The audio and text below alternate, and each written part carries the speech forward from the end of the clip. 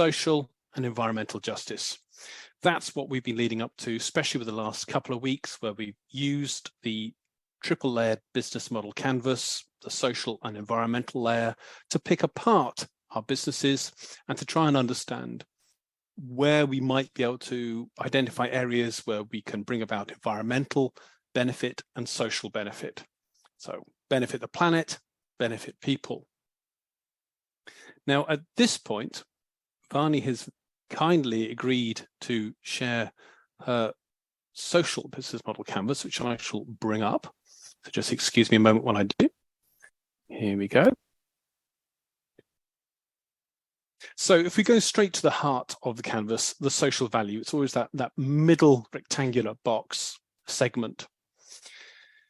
And you've got a key statement there. Now, we know Telfair is about helping businesses build sustainable practices, but because this is the social business model canvas, Vani is focusing also on the ethical practices, and makes very clear in the second part of her social value statement, where Vani says clients are encouraged to have a mindset and awareness of how to balance profit with social as well as environmental benefits. So starting to draw out that focus on people, be they your core stakeholders, your employees, or end users, or local communities, supply chain, wherever it is, it's about bringing out that social value.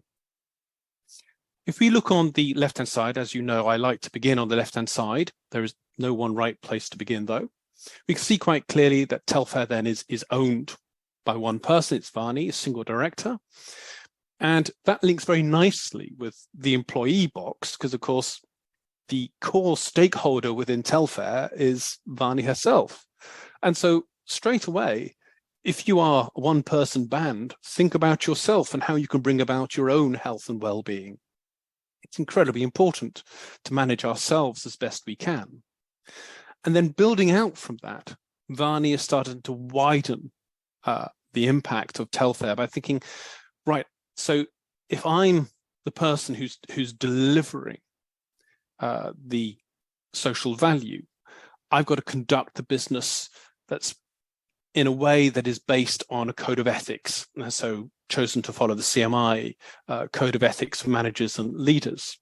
So she's automatically put herself under a sort of code of values to follow and implement. On top of that, there are two other points that Vani has put there: CPD, continuing professional development about the circular economy, constantly widening her understanding of the circular economy so that that can be further input and output, sustainability, ethics, climate change. So there's a huge wide range there where Vani can then create change, social as well as obviously environmental. And then, of course, the CMI Women Networking. There are lots to do still in terms to bring about equality in the world, and equality between genders is still there that needs to be brought about, as well as other areas of equality as well. But that's one that obviously Vani has decided to focus on within employees.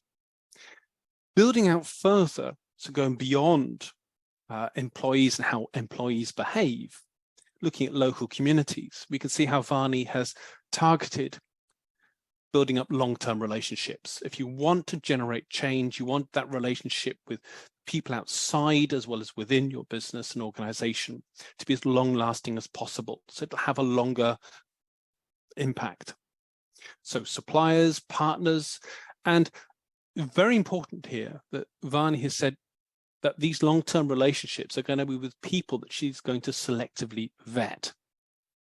So wants to work with people with similar work ethics, that believe in diversity and inclusion, fair trade, who are anti-slavery, who believe in protection of child labor. If you think about the example I gave last week, the chocolate industry, for example, is riven with examples of what we would essentially call modern day slavery, and in particular child slavery. It's quite terrifying. And the UK in particular has of some guilt in this when considering that as a single country, UK consumes far more chocolate than any other single country out there. We seem to be rather obsessed with chocolate. So certainly any change, for example, in that industry socially would bring about a dramatic impact elsewhere in the tropics. And so you can start to see how within your business, within your organization, who you work with has a ripple effect. So let's just say for my own self or Vani's business, Telfair, let's say we chose to always buy ethically sourced chocolate. You probably think I'm obsessed with chocolate now, but it's just the example I used last week. You can see how that would have a ripple effect. And more and more people choose to do that, the ripple effect gets bigger. So I'm a great believer in small changes having a much larger impact, so long as those small changes are picked up by others. And I'm going to pick up on that a bit later on in today's webinar. If we flip over to the right-hand side, so if the left-hand side is sort of the upstream, right-hand side is the downstream. Again, we're thinking about people and how we can benefit people's lives. Scale of outreach. Now, Telfair has quite an impressive scale of outreach, not just within the Netherlands, but also back over in the UK as well.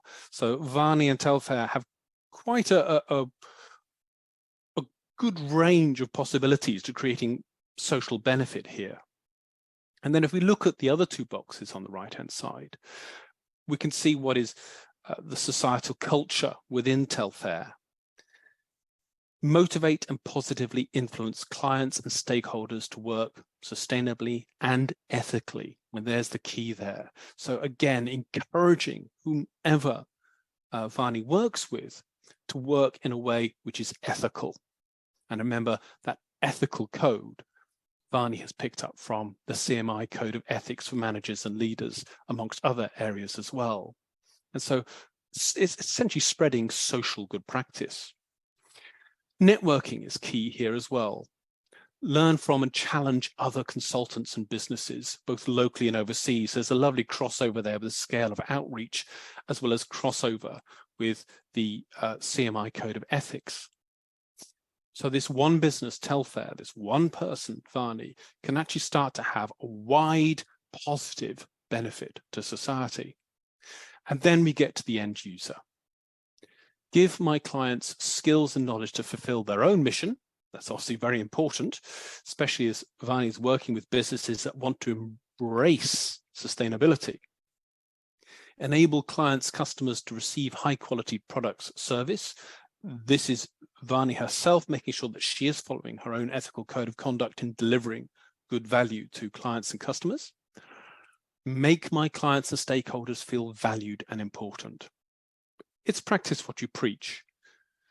So with the top 7 boxes, we can see that Vani has thought very carefully about how she can add value to the different ranges of people that she will meet in her work. And if we just scroll down a little, social impacts.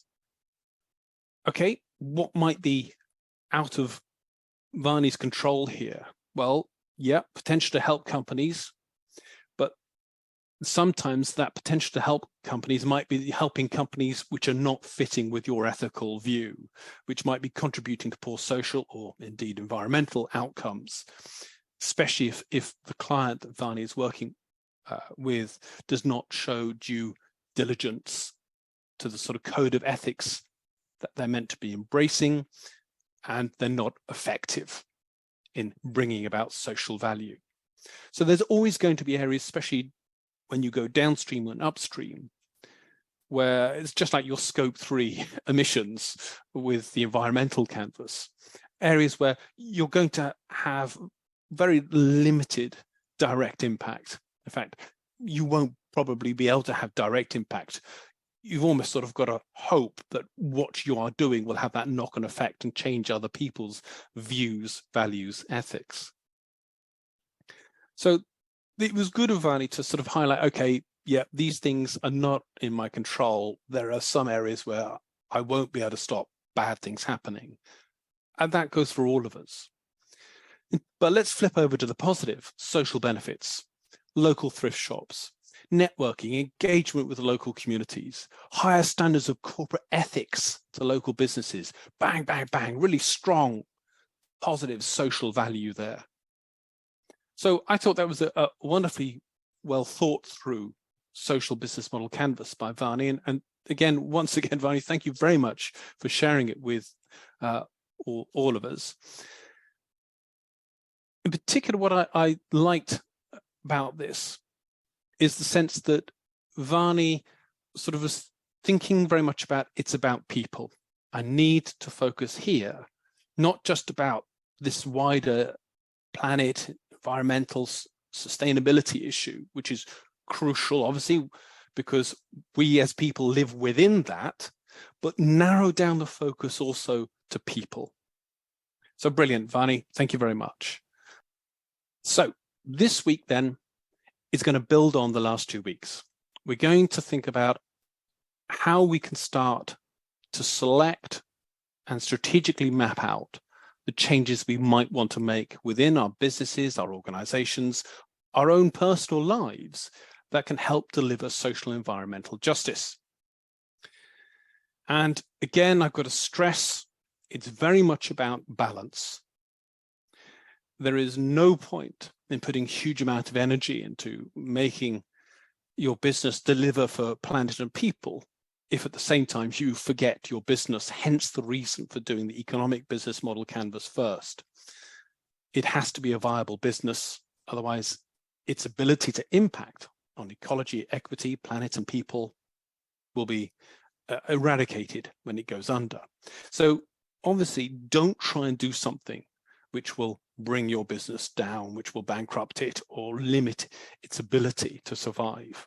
It's about selecting often low-hanging fruit, is a phrase I've used, selecting wisely and putting a roadmap in place. Now, there are many ways you can do a roadmap. Here's one that we created at Arca. It's just a very, very simple, and it's obviously on the VLE, and you can write into it just as you can with the other resources we've given for your use.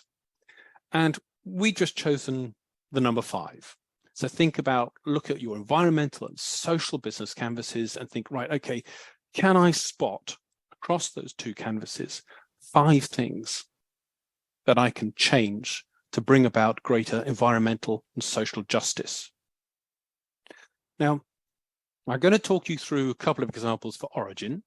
Then I'm going to hand you over to Livia, who's going to talk through a Brazilian company's roadmap, before I'll bring back to some work from the summer done by other participants in one of our earlier courses called Building a Circular Business, where they attempted to put some of the specific strategic goals that they had on their roadmap into action.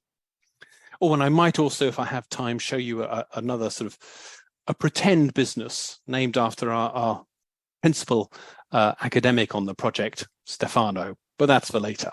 I'm going to start with Origin Coffee first. Now, this is a genuine roadmap from Sarah from Origin Coffee, and it's part of her roadmap called Roadmap to 2030. Now, in an ideal world, what Origin Coffee wants to do is to achieve net zero by 2030. Now, Sarah has admitted that that might not be possible, but there's still 8 years to go, fingers crossed. Roadmap to 2030 gets reviewed every year, and that's always good practice. Check each year, are you on target? What can you tick off that you've achieved already?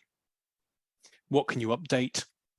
What can you adjust with new information coming in, thinking, you know what, that's not going to be possible, or actually, I was not ambitious enough, I could do more.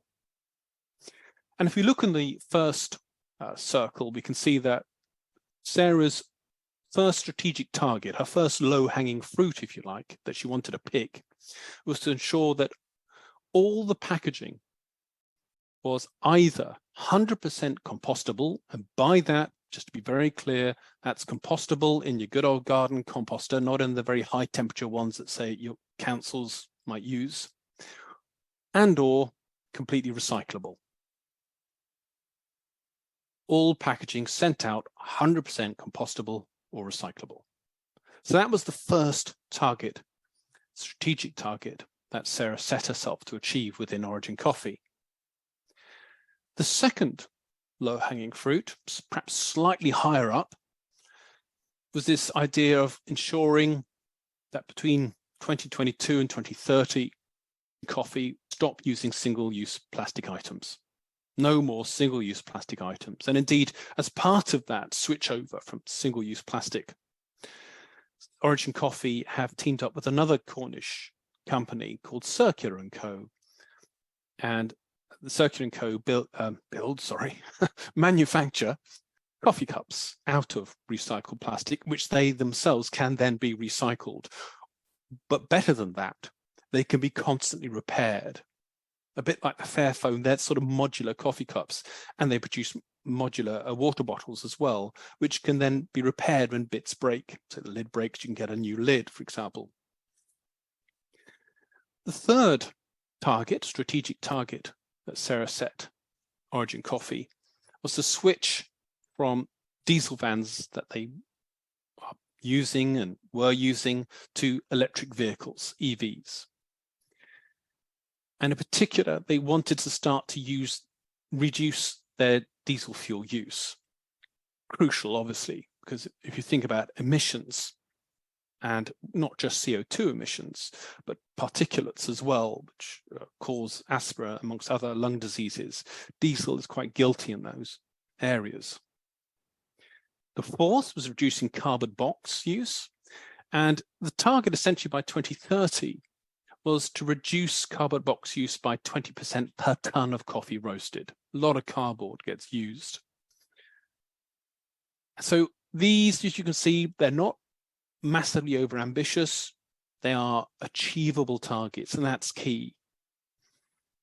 The fifth target, in part of the roadmap to 2030, was to reduce the ton of CO2 equivalent per £1 million turnover by 20%. And in particular, expand beyond that to look at all non-recyclable waste and try and reduce that to 5 tons CO2 equivalent per £1 million turnover of the company. So we can see here that this is very much an environmental roadmap. This is very much focused on that environmental business model canvas and thinking, where can we start to make changes, having looked at our environmental business model canvas? And some of it is to do with the product. Some of it is to do with the delivery channel, how the product gets to the consumer. Some of it is to do with the service being provided in the cafes. Now, the next slide I'm going to show you is a little more mixed. Again, it's Origin Coffee, and it has a mixture of social as well as environmental targets in it. And the first one, quite crucially, is improve employee well-being. Very simple. And the obvious way to do this, and this is what Origin Coffee has done, is talk to the employees. How can your well-being be improved? It sounds obvious, but often the obvious is overlooked. It's the same with things like marketing and advertising. It's often thought of as a one-direction, one-way process. Businesses market and advertise to clients and customers, consumers, when actually there should be feedback. It needs to be a two-way process. And so Origin, its board of directors, its owner, asked their employees, the core stakeholders of Origin Coffee, how can we best improve your well-being? And that led directly to their range of above statutory requirement policies, employee policies that they have at Origin Coffee. They listened and they put into practice as much as they feasibly could.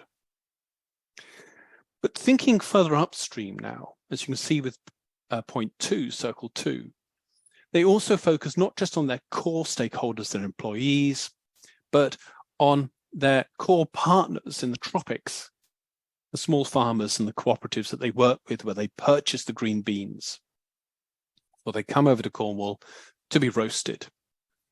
And in particular, they decided it's really important to build very strong, long-lasting relationships, which then provides these small farmers, smallholders, these cooperatives with some surety, knowing that their future is secure, that Origin Coffee is going to be buying from them for a long, long time, at the very least up to 2030 with this roadmap.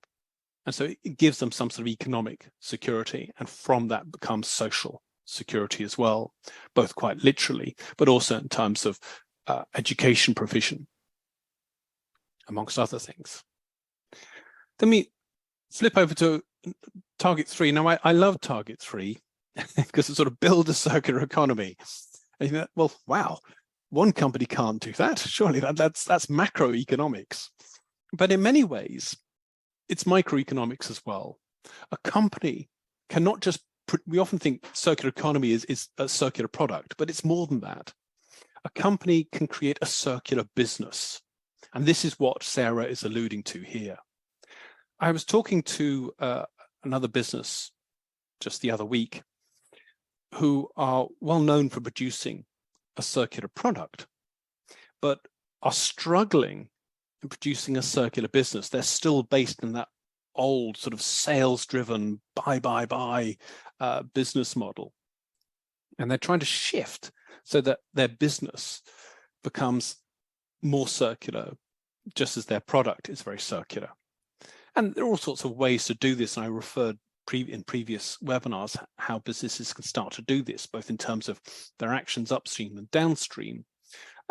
Things, for example, thinking about if they're a product provider, then can they, instead of sending their product, sell their product as a service, so that when the customer's finished with the product, they can bring it back, and thereby the business gets some of the material back for reuse, and then the consumer, the client, the user can then get a new version or a newer version of the product that they wanted. And so it continues that relationship going, and everyone wins. It's sort of mind-bending still because we're not used to that idea, but I certainly think it's something that we should take seriously looking to the future. Flipping back to something which is specifically perhaps more social, though obviously it has significant environmental impacts as well, supporting direct trade. This is going back very much to point 2 on the roadmap. And this is widening it out. Whereas point 2 on this roadmap was Origin saying, we've got our smallholders, we're going to work in a long-term relationship with them to improve their livelihoods. Point 4 on the roadmap is a little more ambitious. So you can see gone for slightly higher hanging fruit here.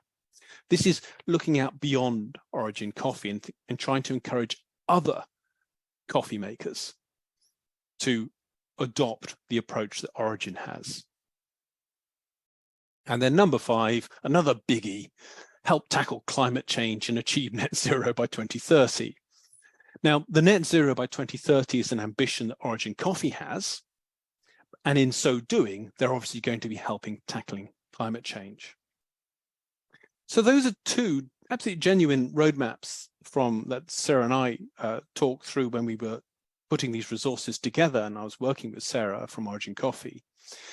And you could see that it's a mixture of some quite easy, low-hanging fruit to be grasped straight away, building up to slightly more difficult targets that will create more time, more effort to get there.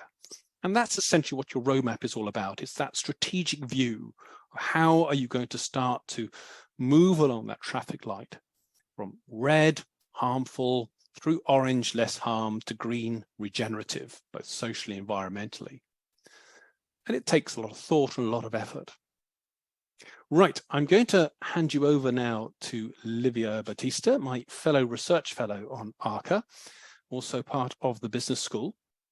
And Livia is going to talk you through the next couple of slides. Thank you, Guy.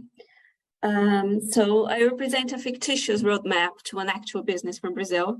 It's a shoes manufacturer and retailer called Insecta Shoes. Their main value is that Insecta produces unisex, vegan, and cruelty-free shoes 100% made in Brazil. And they're the first shoe manufacturer in Brazil to be a certified B Corporation. And second, if you consider the whole fashion industry in Brazil. They have a couple of stores in São Paulo, but their main focus is the online store. And they also run a blog about not only environmental concerns, but also social political causes, for instance, anti-racism, feminism, to inclusivity. So I thought it would be interesting to bring them as an example of how to run circular business and maybe some suggestions on building on what they are already doing and how they could improve doing this roadmap. Guy has mentioned in the last webinar that social media campaigns are an interesting mechanism in positively influencing societal culture. And it was interesting that since I have joined the Arca team and them show interest in learning how the principles of circular economy have been implemented in business across Brazil, I use Insecta shoes as an example. And this is mainly because I have signed up for their newsletter and received an email about their operational costs. I thought that was very interesting because it is not a cheap product, which ends up in a discussion about circular products being somehow luxurious, but they are transparent about this in order to somehow raise awareness within their consumers.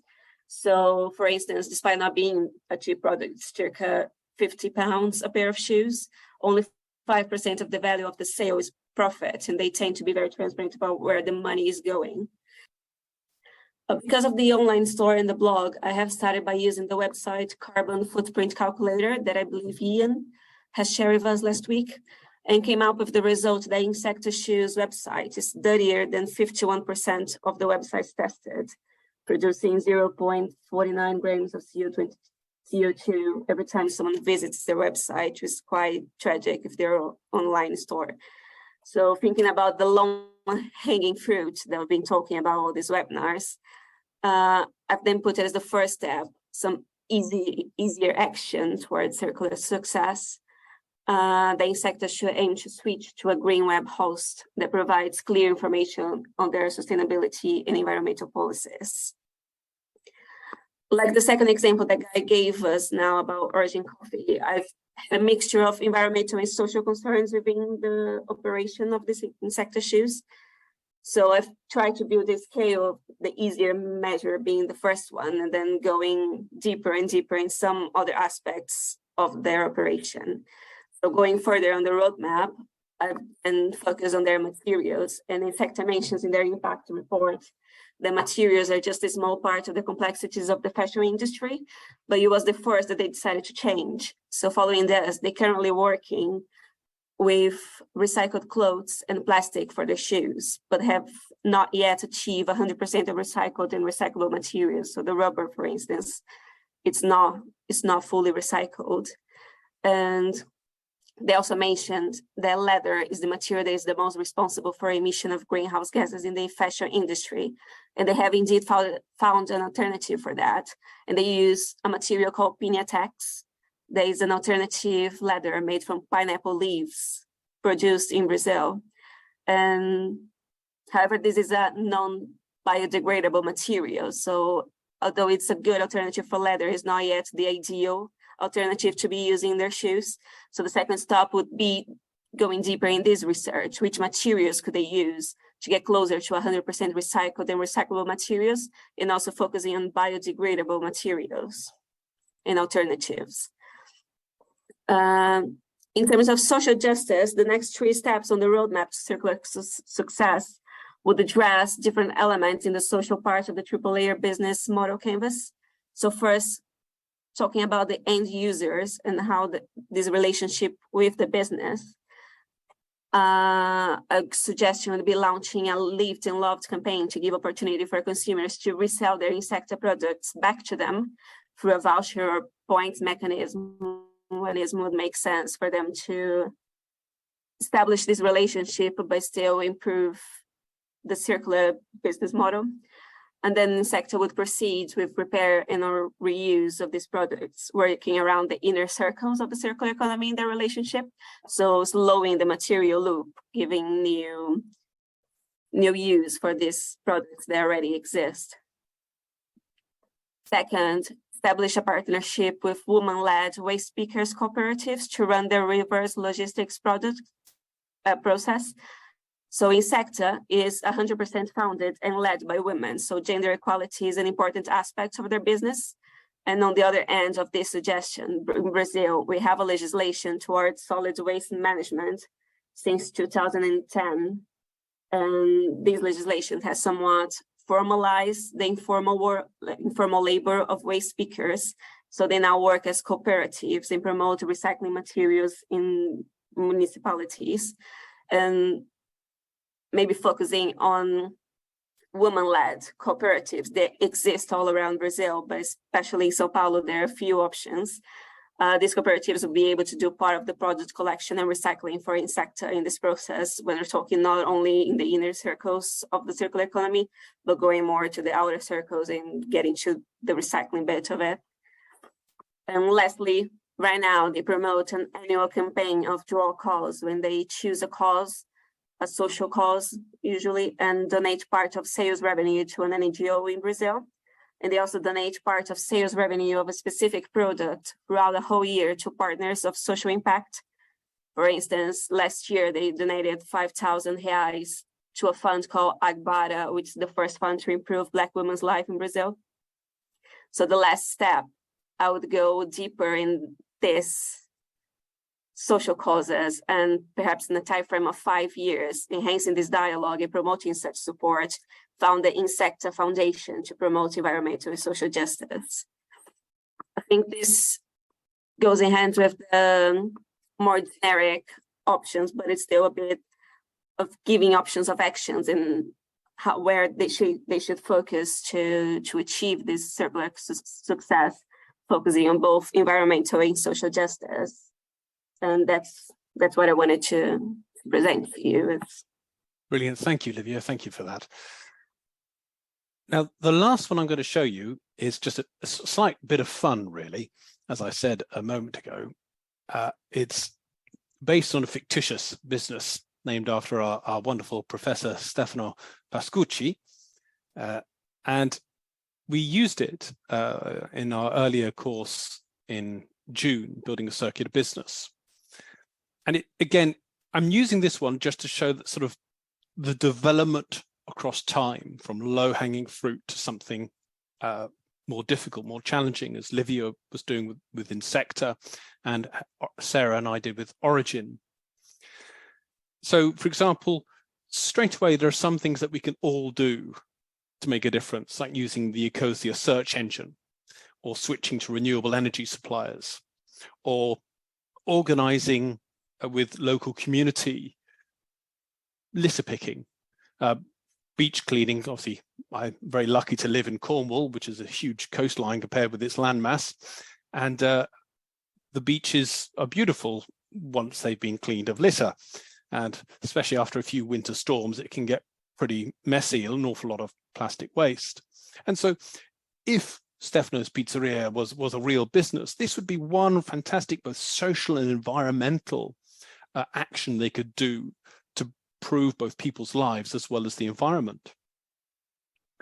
Thinking about pizzerias, obviously they're going to need ingredients. And so why not sort of use any ground that's around to turn into some sort of herb or veg garden? Or if you're not a pizzeria, if you're, I don't know, a consultancy, something that is more than just, say, a patch of grass, a wildflower meadow, a herbal ley to improve number of insects in the area. And so just a small little sort of patch, not necessarily just gone, you can leave it just to go wild naturally, or you could help give wildness a bit of a kick. We have a very small little garden where I live, and we've got a few beds of perennial veg. And then I experimented last year with the sort of lawn area, grand word for a very small piece of ground, I can tell you, just sowing wild flowers. And it turned into a wonderful sort of mini meadow, shall we say, and it was humming with insects over the summer and into the autumn as well as the spring. It's very beautiful. Not the prettiest right now, as it's all dying back, but I'll still see to that. But these are just thoughts of how you can start to make even just small changes which will then generate good, either environmentally or socially. Now, obviously, with something like a food provider, like this fictitious pizzeria Stefano's, you've got food waste. Food waste is huge. It's a massive problem. The figures really don't bear reading. About a third of food gets wasted, either is left in fields or is wasted at supermarkets or is wasted at home. And so obviously we need to do something about that. And one obvious and simple solution, again, low-hanging fruit, is a food composter. So at least it can get, the nutrients can get recycled. And thinking that if I was this person who in charge of Stefano's Pizzeria, I was thinking, right, okay, so the food composter is my immediate go-to move to try and stop waste food. But what I would start to research in 2023 other ways of trying to eliminate or reduce food waste. And if we flick forward, we can see in 2024 that during 2023, the light bulb went on. And if you look at the second point in 2024, I've decided that one really good way of reducing food waste, whilst not only improving the environment, but also doing social good, bringing about social benefit, was to link with local homeless charities and try and get whatever food is still completely edible, but left over from the day to these homeless charities as quickly as possible. 2025, how can I get my delivery of pizzas to the people that want to eat my pizzas as eco-friendly as possible? Well, let's try and take the petrol internal combustion or diesel internal combustion engine out of it as much as possible. Can it be delivered locally by bike or by foot? Or, I'd have to explore that and research that carefully, because no one's going to want a delivery of cold pizza. Cold pizza might be nice next day, but when you get it first, you want it to be piping hot. So that's something that I would have to explore and research. Perhaps I put that out until 2025 and think, okay, what can I do here to try and improve my environmental footprint and reduce my CO2?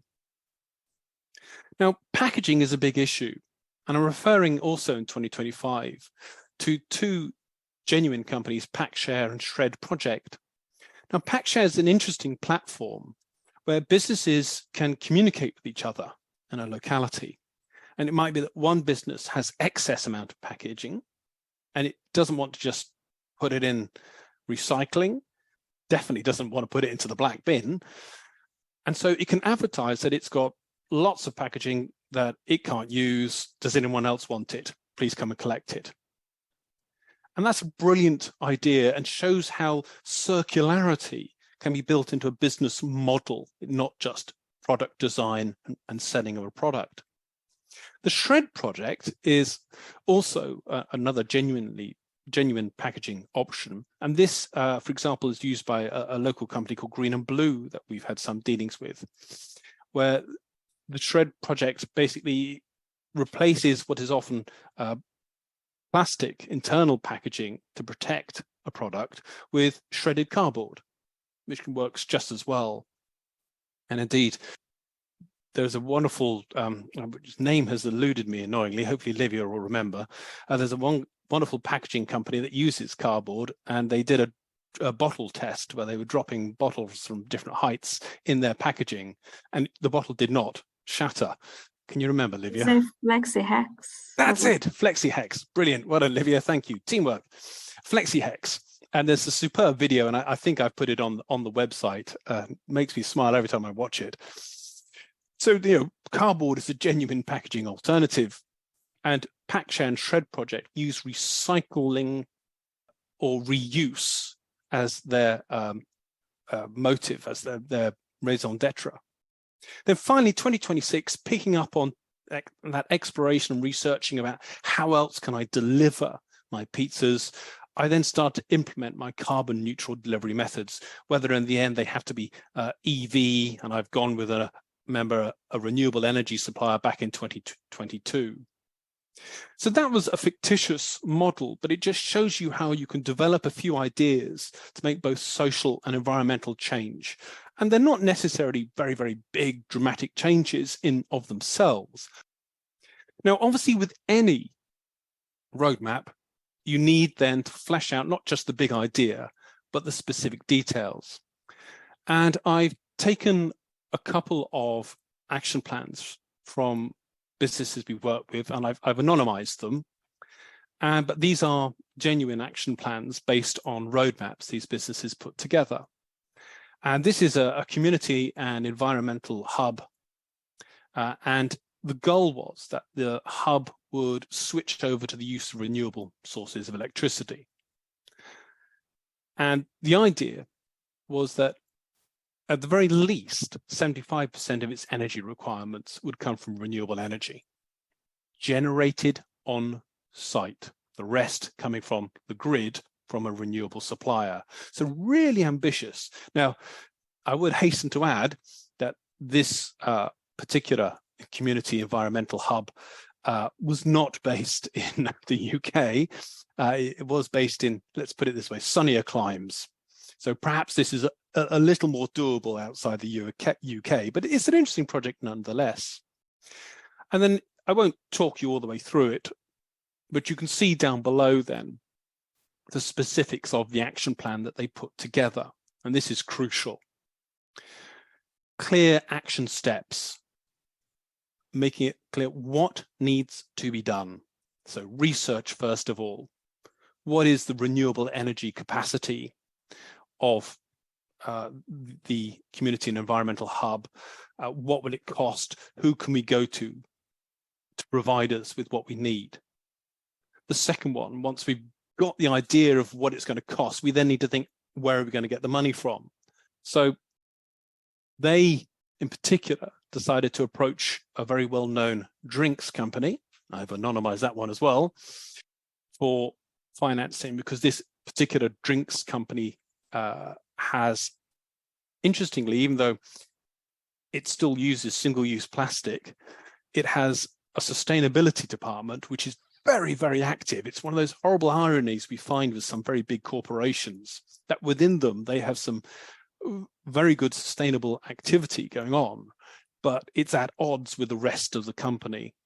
And it's not really until we get a holistic approach by businesses is our solutions really going to be found that are going to change things and make sure that we do hit, hopefully, fingers crossed, the 1.5 degree target. Now you can see with this action plan that it's live. But yes, they've completed their research. They're approaching this famous drinks company to get the money from the sustainability department, but the rest of their action plan has not been started. They are clear about who's going to do it, but it's to be continued, shall we say. It's ongoing. Whereas there are other targets, as you can see, start date Jan 22 for the research, end date June 22, nice and specific, so they give themselves 6 months to do the research. Then once they were getting near to the end of their research and they had a clear idea of their costs, they started to approach the drinks company, and they've sort of given themselves, again, a 6-month turnaround here. They're going to give themselves maximum of 6 months to persuade this famous drinks company to part with some hard cash. And it's all dependent upon whether that drinks company is going to play ball. The final column, which is quite a useful column, is a sort of a generic column. Your completion criteria.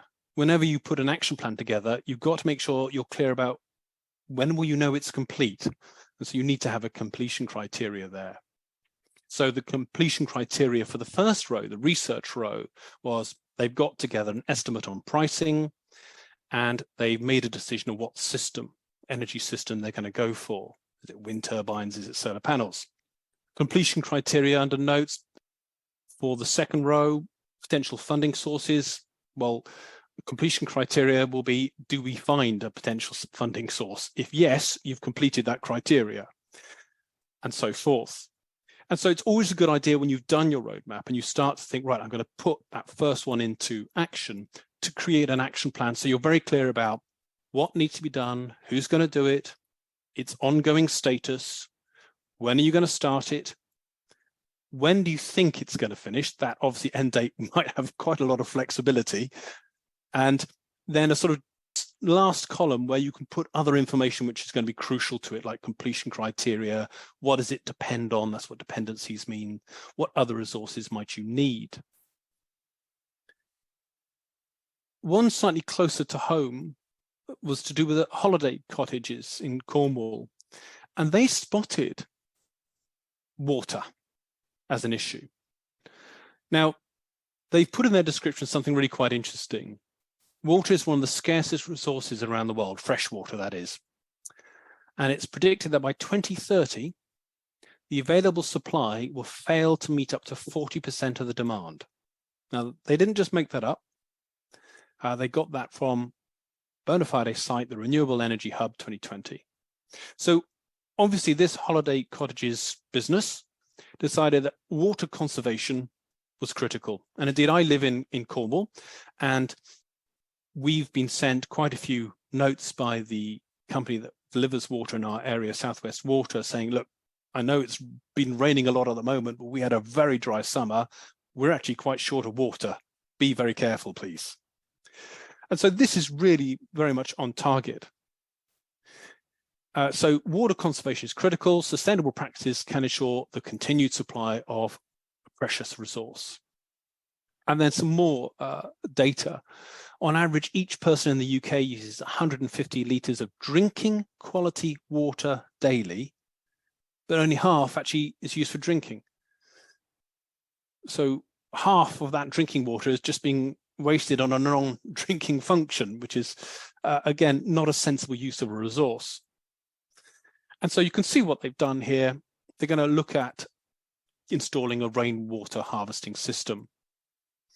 And they've listed their actions, so research, compare, select the best option for where they are, fully cost it, ideally 3 quotes, and then see if they can get some place funding. So is there funding out there, or are they going to have to self-fund it and then install the system? Now, at the time that this was put together, you could see they were still at their very early stage. So status of research was still in progress, but they expected it to be done by July, and that essentially by round about this time of year, and I will be getting back to this business to see how they've got on, they will have hoped to have installed the water harvesting system. So quite a quick turnaround, this one, because it's one of those low-hanging fruits. It's essentially just several massive tubs capturing rainwater off roofs, that sort of thing. And so they're giving themselves, if you look at the start date, if you can just about see it, I hope the text isn't too small, 27th of June to around about the 16th of December is they're hoping start of the process to end of process, around about 6 months again. So road mapping is crucial to get that strategic overview of what you want to achieve, but don't forget, once you've spotted those areas on the social and environmental business model canvas where you think you can make changes for your business, your organization, or just your personal life, don't forget to create an action plan to help you think through the steps you're going to need to take, the people you might need to work with, the resources you might need, with a timescale and with a sense of who's going to be responsible for what, to ensure that this fruit gets picked, these changes get made. The idea of the course that we've been through over the last 5 weeks is to try and move us all into that middle of the pyramid, that sweet spot that McDonough and Braungart talked about in their excellent book, Cradle to Cradle, so that there's this balance between business, society, and environment, in the hope that we can essentially go through the 21st century and beyond, living on a finite planet successfully. Successfully for people, successfully for other species, the biosphere, and successfully for the planet as a whole, that it is not ruined either in terms of its weather systems, its climate, or its physical structure. It's quite an ambition, but it's one that I think we all should try and do our very best to buy into. And that is why indeed you are on this course, as your motivations from week 1 quite clearly demonstrate. And I certainly wish you luck and joy in creating your own roadmap to environmental and social justice over the coming week. It would be wonderful if in our final webinar next week, if you could all share your roadmaps. It's going to be a slightly shorter session next week, just tying up any loose ends. And I certainly would be very grateful if you have the time to put some thoughts down on paper of what you think you would like to change within your organization, your business, or even just your personal life, which you think will make that difference to move you from where you are now to something which is either more regenerative socially or environmentally, or something which is embracing economic circularity. All right. Does anyone have any questions for Livia or myself at this point of the webinar? Not yet. Not yet. Yes, I would stress that I am available, not quite 24/7, but pretty much. And so if you do have any questions about anything to do with not just road mapping, but looking back over your environmental and social canvases and trying to apply them to your business, please contact me by email. And I'm very happy to set up Teams meetings, and I will give you the benefit of what wisdom I have to help you. But if no one has any questions, then I will let you go and enjoy your evening and the rest of your week, and hope to see you next week, 4 p.m. for our last webinar. Can't believe how quickly it's all gone. So look after yourselves, Helen, Tom, Varney. Have a great week. Thanks. See you next Monday. Bye. Thank you. Bye-bye. Take care.